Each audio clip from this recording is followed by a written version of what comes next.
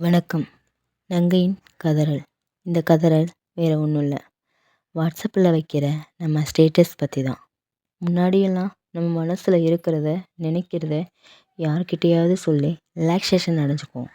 ஆனால் இப்போ தான் பேசக்கூட டைம் இல்லாமல் ஃபோன் அப்படின்னே வாழ்க்கையாயிடுச்சு. இப்படி இருக்கிற காலகட்டத்தில் எல்லாமே ஃபோன் தான் அப்படின்னு ஆனதுனால நம்மளோட மனநிலையும் வாட்ஸ்அப் ஸ்டேட்டஸாகவே பதிவாகுது. ஸ்டேட்டஸ் அப்படின்னா தகுதின்னு சொல்லுவாங்க.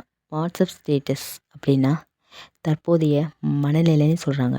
இந்த மனநிலை ஒவ்வொரு நாளுக்கும் ஒவ்வொருத்தவங்களுக்கும் ஒவ்வொரு விதமாக மாறுபடும்.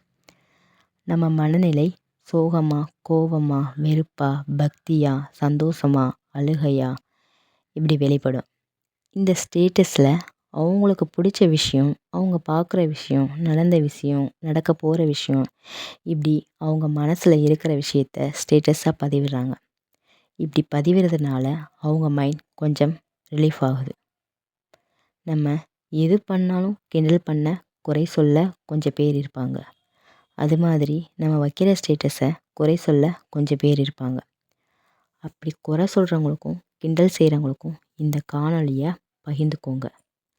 மற்றவங்க வைக்கிற துக்கமான ஸ்டேட்டஸ்க்கு ஆறுதல் சொல்லலைனாலும், சந்தோஷமானதுக்கு வாழ்த்துக்கள் சொல்லலைனாலும் பரவாயில்ல.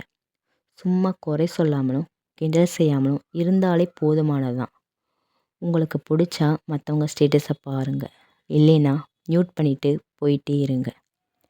அவங்களா அவங்களோட ஃபோனில் இருக்கிற ஸ்டேட்டஸ்லையாவது அவங்களா இருக்க விடுங்க.